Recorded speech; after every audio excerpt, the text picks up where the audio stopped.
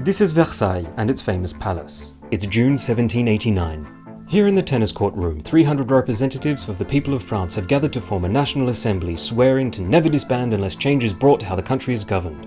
This is Paris 2 years later. A stone's throw from the Louvre, there is an old church. Inside, the painter Jacques-Louis David has set up his studio. He's working on the tennis court oath, a major event from the French Revolution. If we look a little closer, we can see that David has painted all the MPs naked. Of course, Mirabeau and Robespierre were in fact wearing clothes at the time. However, David had developed a practice whereby he first painted human figures unclothed as a way of getting their postures and proportions as realistic as possible. An old habit from his time as a student. That very technique was exactly how students learned to draw at the Academy of Painting and Sculpture. But here, the work is quite clearly unfinished.